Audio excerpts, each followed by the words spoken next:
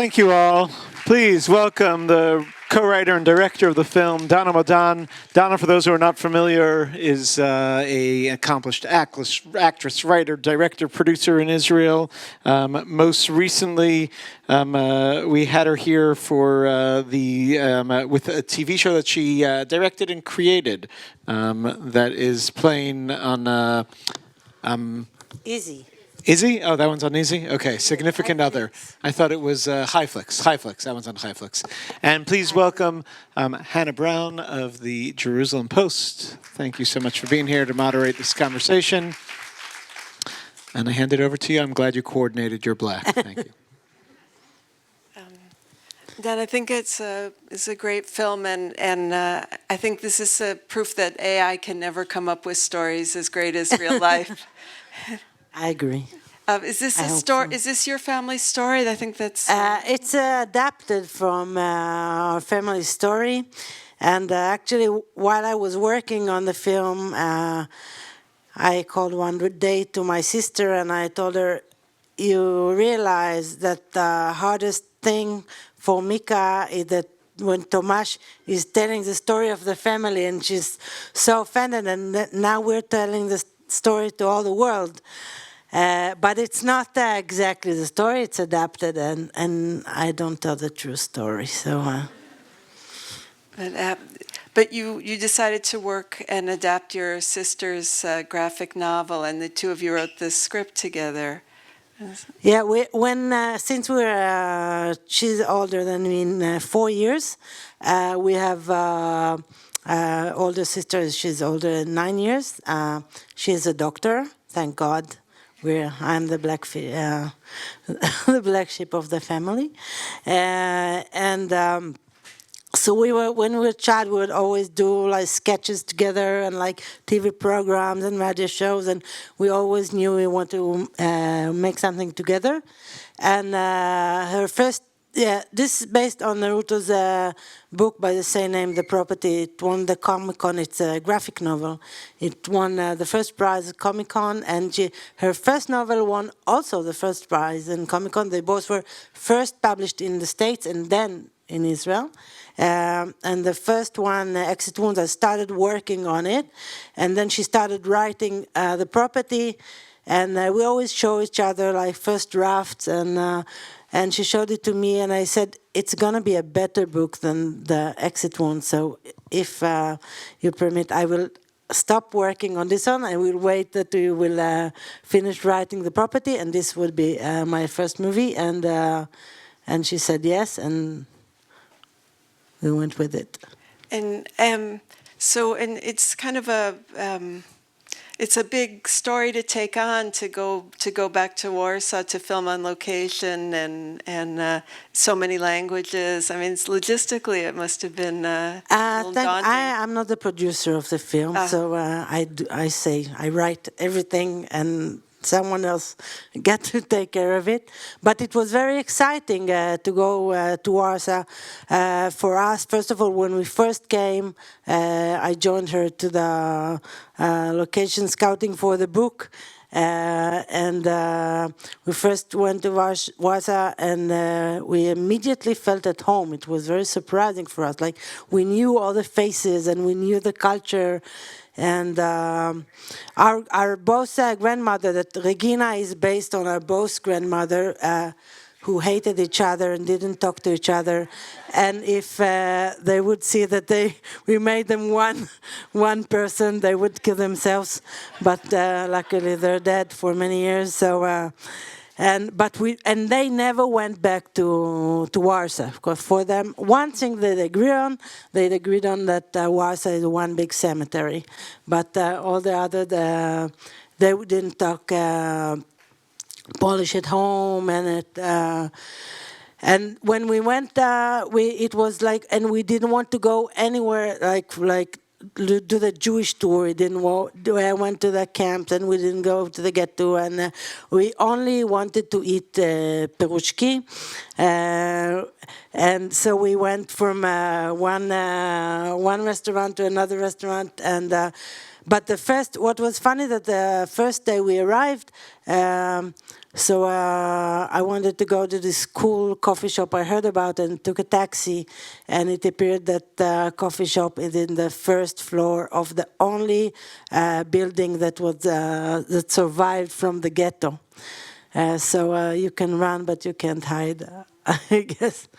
And in the film, when you see it, when they're looking at this house with all the pictures, so originally when we went there in 2008, there was all this photo of the people on the building that we thought was kind of a memorial, but it was just an exhibition that was there for 1 week, the 1 week we went there. And so we had to recreate it. So we say, as long as we were creating it, so we put the photos of our family. So all that, now that you have to see the movie again, because all the people that are on the building, this is the real characters from the story. It's all the family there. So it's something between me and God.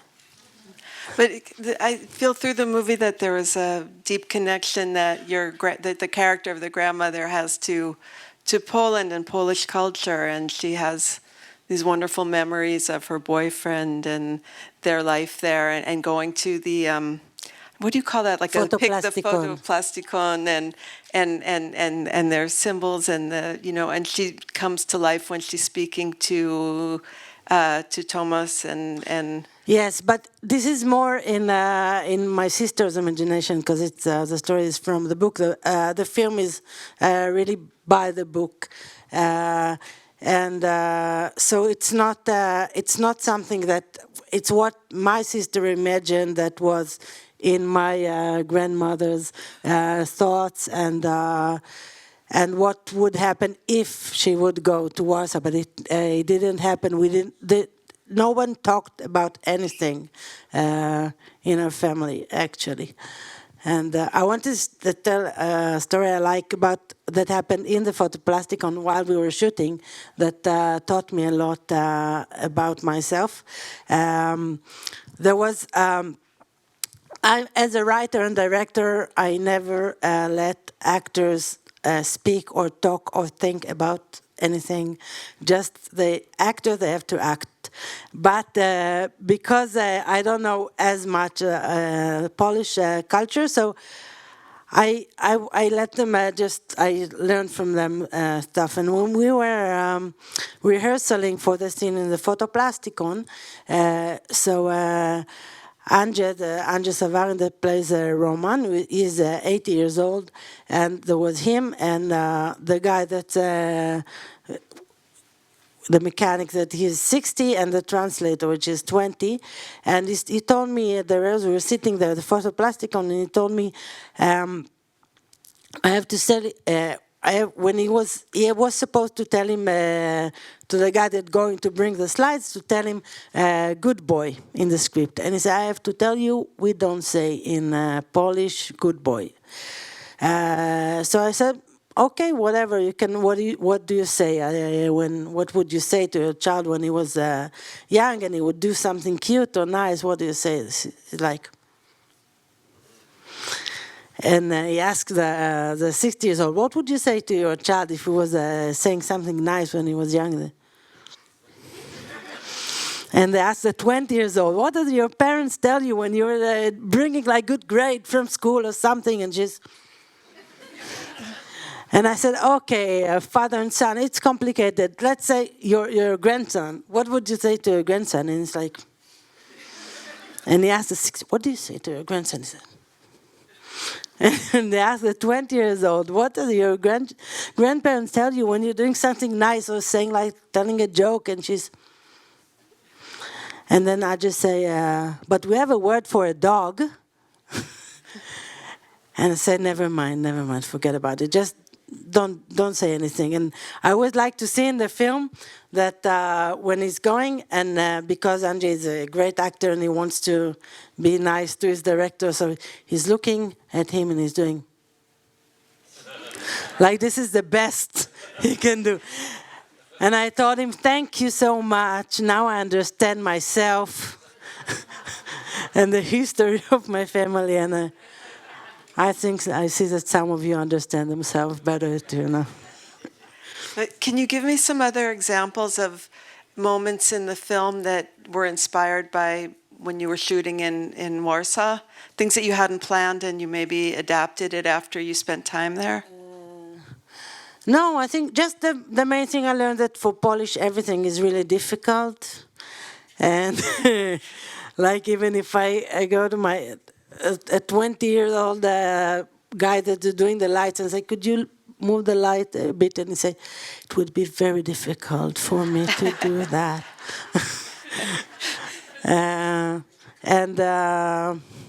But no, everything worked as planned, actually. It was really nice.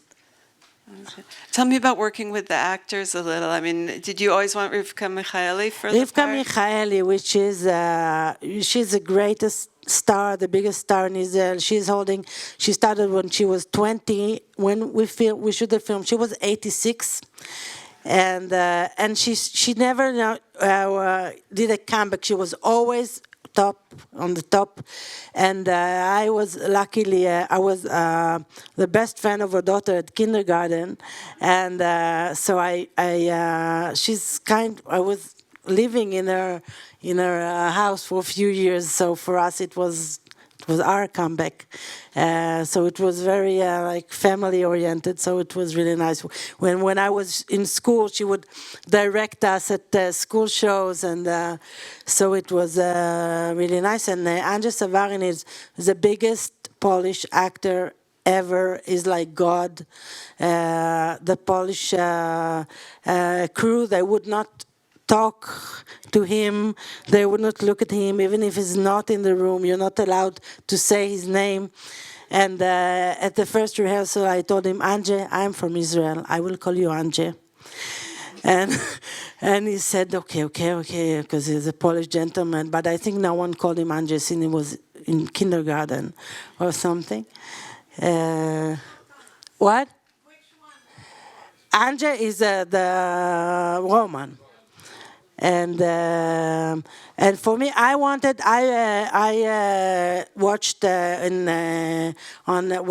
time of COVID, I had time to watch all the recent films and TV shows, Polish, and I immediately fell in love with him. I didn't know the history that he's so important, and.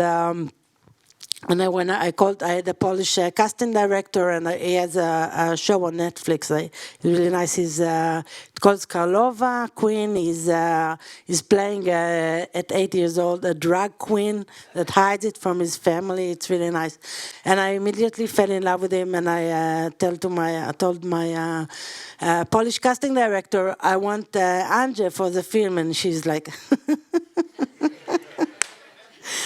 Very funny, and say I don't know. I like not to do anything also, but I'm here, so maybe if I say no, we're in the same place.